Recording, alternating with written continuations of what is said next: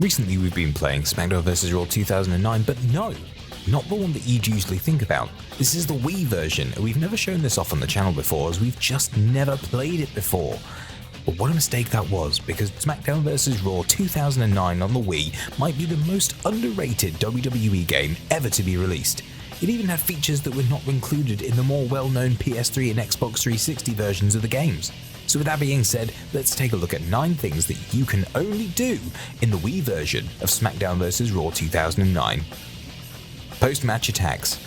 In the Wii version of the game, the final bell doesn't mean the action's over. You can continue fighting by taking advantage of special post-match attacks that are exclusive to just the Wii version.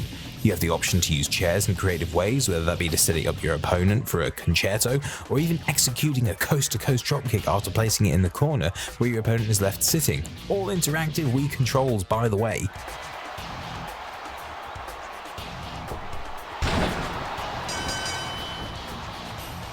Oh, and of course, if you prefer the old-fashioned way, you can always just pummel your opponent and finish them off with a devastating finishing move.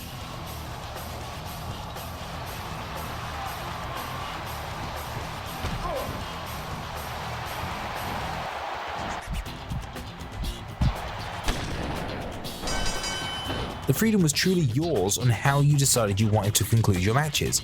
And that brings us to the next exclusive feature: post-match disrespect and respect. How you choose to act after a match is also entirely up to you. You have the option to respectfully celebrate your victory with the referee.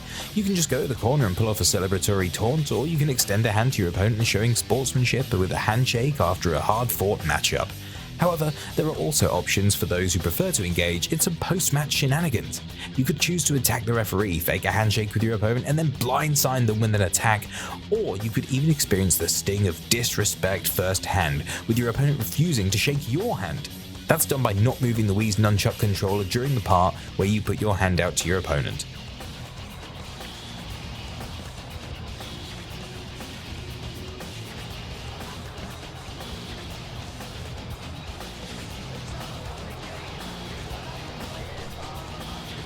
Interactive entrances. The Wii version of the game utilizes the console's motion controls to give you complete control over your character's entrance. This means you can create the most accurate portrayal possible, or alternatively, you can choose to have a bit of fun. Whether that means goofing around by doing things that The Undertaker wouldn't do during his entrance, or you can even go around tearing up fan signs as you make your way to the ring, because why not? Some of the notable examples include the ability to literally control when Triple H spits out his water during the iconic moment in his entrance. You can time it perfectly, delay it a little bit, or be a true heel and don't do the water spit that the fans would have been waiting to see. It all adds a little bit extra fun, as well as an interactive element to the entrances. Escape through a cage door. Now you might be thinking, well, you can escape through a door in all the other versions of Smackdown vs. Raw 2009 during cage matches, and whilst that's true, the Wii version is actually a completely different mechanic. In all the other versions, you'll have the classic version of crawling towards the door and getting closer and closer as you time the meter to escape correctly. The Wii version, however, offers up the unique option to escape the cage through the door by just simply walking out. To do this, you would have to repeatedly attack the cage door until it opens, and after enough hits, the door will swing open. From then on, it would actually play out like the current system seen in WWE 2K19.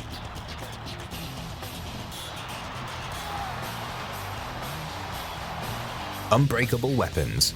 Another unique feature of the Wii version is that the weapons do not break at all. Well, other than the table, of course. This means you can use your chosen weapon for as long as you wish without worrying about it breaking or having to get the weapon back all over again. As you might remember, back in those days, we'd still have the system of only being able to use a weapon 4 times until it breaks. Supposedly this was done to stop weapon strike spam, but all it really did was annoy players who had to keep getting a weapon over and over again. Exclusive weapons in the ring. Continuing on the weapons talk, this version of the game also included 2 exclusive weapons that could be found, one under the ring and one under the steel steps. The exclusive weapon you can find under the ring is the fire extinguisher. This weapon in other versions of Smackdown vs. Raw 2009 is there, but it's only in the Wii version where you'll find it under the ring.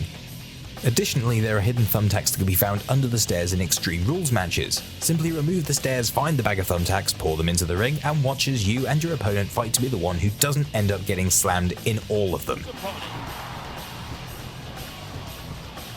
put all his weight behind that. What a tackle! It's all about the desire, the heart, the passion with John Cena. Somehow, some way, he always manages. No limits on weapons. Unlike the other versions of the game, where you're limited to just 4 weapons from under the ring at one time, the Wii version actually allows you to have up to 13 weapons at one time. This means you can truly turn the ring into an absolute Extreme Rules chaos. We really have to question why such a limit was put in place for the more powerful consoles like the 360 and PS3, which could only have 4 in the ring at once, when the Wii, a much less powerful console, was able to allow so many weapons at once. Weapons in Hell in a Cell matches. Remember when we finally got weapons in Hell in a Cell in the Smackdown vs. Raw series? It was in Smackdown vs. Raw 2011, and we all loved getting this much requested addition to the match type. However, what some might not have known is that Smackdown vs. Raw 2009 Wii managed to do it first, with a select few weapons being able to be used in the Hell in a Cell match.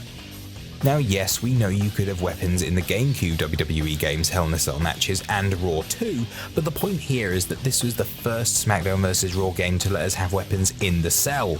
Oh, and not to forget, they actually did do something first, as this was the first game to officially allow tables in a Hell in a Cell match. The GameCube games might have got there first, but they didn't let us use those tables, unlike the Wii. No fear whatsoever. What an amazing superstar. Looks like he's got some big plans, JR.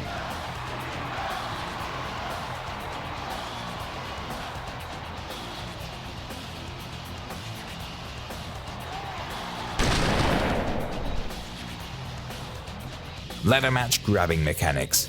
And last up is the ladder match grabbing mechanics in the Wii version of Smackdown vs. Raw 2009.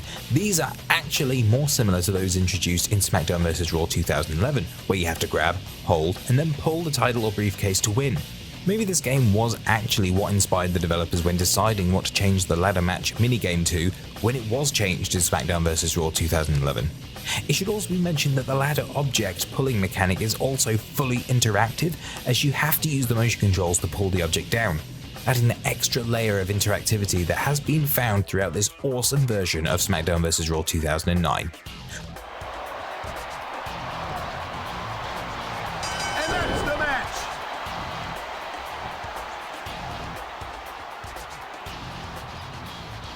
All of these features combine to make the Wii version of Smackdown vs. Raw 2009 the true, definitive version of the game. Now that might sound wild, but it's 100% true, and pretty much anyone who has played it will say the same thing. Smackdown vs. Raw 2009 was seen as a pretty big letdown, but don't include the Wii version, because it seriously is one of the better WWE games that you can get. And it's no surprise that the Wii version was the highest rated version of the game.